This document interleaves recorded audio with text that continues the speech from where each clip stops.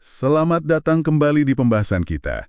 Kali ini kita bakal gali cerita yang, personal banget. Sumbernya dari bab 6 buku Measure What Matters, tentang Nuna, sebuah perusahaan teknologi kesehatan. Tapi ini bukan sekedar cerita bisnis biasa ya, ada komitmen pribadi yang luar biasa di baliknya. Betul sekali. Cerita Ginny Kim, pendirinya. Iya, Ginny Kim. Jadi misi kita hari ini adalah ngelihat gimana pengalaman hidup seseorang bisa jadi bahan bakar utama inovasi, terus gimana juga kerangka kerja kayak OKR, Objectives and Key Results, itu bisa bantu mewujudkan visi besar jadi nyata. Apalagi dalam skala yang masif gitu. Menarik. Karena seringkali visi besar itu susah diwujudkan tanpa struktur yang pas, kan? Nah, persis. Oke, kita mulai dari awal kisah Ginny Kim ya. Ini intinya banget. Bayangin, dia umur 9 tahun. Anak imigran Korea. Masih kecil sekali ya? Iya. Dan dia harus jadi penerjemah dan pengurus buat keluarganya. Khususnya buat ngurus Medicaid adiknya Kimong. Kimong ini yang punya kondisi khusus itu ya kan? Betul loh. Autisme parah, terus sering kena kejang grand mal. Itu jenis kejang yang paling serius lah. Jadi pengalaman dia berhadapan langsung sama birokrasi dan rumitnya sistem kesehatan Amerika Serikat waktu itu jadi pemicu awal misinya. Pasti membekas banget ya pengalaman masa kecil kayak gitu. Dan itu jadi fondasi Nuna. Nama Nuna sendiri kan artinya kakak perempuan dalam bahasa Korea. Jadi ini kayak dedikasi langsung buat Kimong. Oh, saya baru tahu artinya. Dalam sekali ya maknanya. Iya, jadi frustrasinya sama sistem layanan kesehatan yang, membingungkan itu udah ada sejak lama. Bahkan sebelum dia bikin Nuna, waktu masih di Google Health. Jadi ini lebih kayak panggilan jiwa gitu, bukan cuma sekedar ide bisnis. Panggilan jiwa yang lahir dari pengalaman pahit ya. Tapi jalannya Nuna sendiri nggak langsung mulus kan di awal? Jauh dari mulus. Awalnya mereka tanpa dana, tanpa pelanggan. Terus? Dan kayaknya pemahaman soal kebutuhan pasar yang sebenarnya juga masih kurang waktu itu. Benar-benar mulai dari bawah. Nah, disinilah ceritanya jadi makin menarik.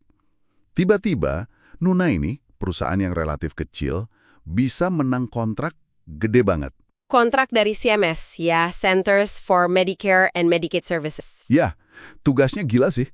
Bangun database nasional pertama yang gabungin data 74,5 juta anggota Medicaid dalam setahun. Wow, 74,5 juta. Skalanya itu luar biasa besar untuk perusahaan yang baru tumbuh. Kebayang nggak tekanannya? Kebayang banget. Dan tantangannya itu bukan cuma teknis bangun database raksasa itu aja kan? Mereka juga harus ngelola bisnis yang udah ada, terus ningkatin standar kepatuhan, keamanan data, privasi. Sambil nambah tim dari 15 jadi 75 orang. Gila. Nah, itu dia. Pertumbuhan secepat itu, di tengah proyek sepenting dan sekompleks CMS, itu butuh fokus dan komitmen yang nggak main-main. Disinilah OKR masuk kan? Tapi katanya percobaan pertama mereka gagal ya, di 2015. Iya, betul. Gagal di percobaan pertama. Ginny Kim sendiri ngakuin kalau dia, agak meremehkan proses implementasinya. Dia pakai analogi bagus tuh, soal latihan maraton. Oh ya, yang soal membangun otot tujuan itu ya? Iya, katanya nggak bisa langsung lari jauh, harus bertahap. Kalau dipaksain, malah cedera. Jadi mereka terlalu ambisius di awal atau gimana? Bisa jadi begitu. Tapi lebih ke arah mungkin kesiapan budayanya belum ada. OKR itu kan bukan cuma soal pasang software atau bikin checklist.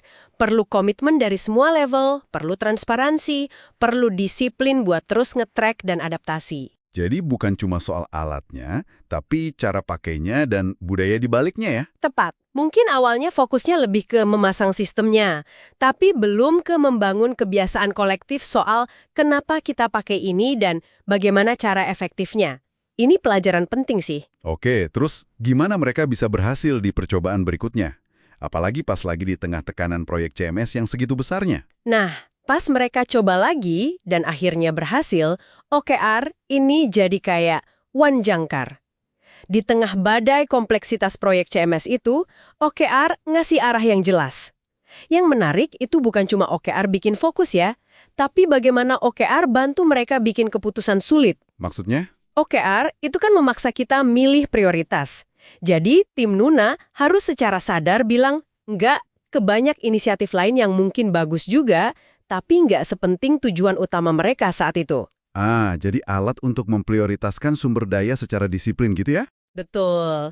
Ini cara mereka nerjemahin semangat demi Kimong dan misi besar memperbaiki layanan kesehatan jadi target-target kuartalan yang terukur dan akuntabel. Jadi ini bukan sekadar alat manajemen biasa, tapi mekanisme buat menyalurkan energi personal Genie jadi aksi kolektif yang terarah dan berdampak. Jadi nyambung semua ya, nama Nuna, pengalaman pribadi Ginny sama adiknya, misi perusahaan, sampai penggunaan OKR sebagai alat bantu fokus. Ada kutipan Ginny yang bagus. Kini terserah pada kami, didukung oleh komitmen kami pada OKR untuk membantu meningkatkan layanan kesehatan bagi semua orang. Keren banget kutipannya, merangkum semuanya. Iya, ini contoh nyata banget gimana komitmen personal yang kuat kalau dikasih struktur dan fokus yang tepat lewat OKR bisa mendorong pencapaian yang, wah, luar biasa. Jadi, apa artinya ini buat kita semua? Buat Anda yang mendengarkan? Mungkin poin utamanya gini, kekuatan komitmen pribadi itu memang dahsyat sebagai api pendorong.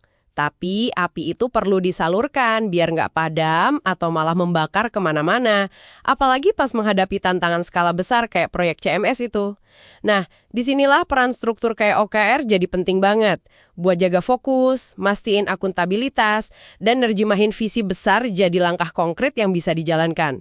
Bahkan di bawah tekanan hebat. Jadi semacam kombinasi antara hati, misi pribadinya itu, dan kepala, yaitu struktur dan disiplin dari OKR. Persis, perpaduan keduanya. Ini jadi bahan renungan menarik ya buat Anda bawa pulang. Coba deh, pikirin. Seberapa sering sih misi pribadi atau pengalaman mendalam Anda itu jadi inti dari pekerjaan atau proyek yang sedang Anda jalani? Dan yang lebih penting lagi, gimana caranya Anda memastikan semangat dan komitmen itu tetap terjaga fokusnya, tetap terukur, dan bisa bertahan melewati badai kompleksitas atau tekanan? Bagaimana Anda menyalurkan panggilan jiwa Anda itu menjadi hasil yang nyata? Oke, sekian dulu untuk pembahasan kita kali ini. Terima kasih sudah menyimak.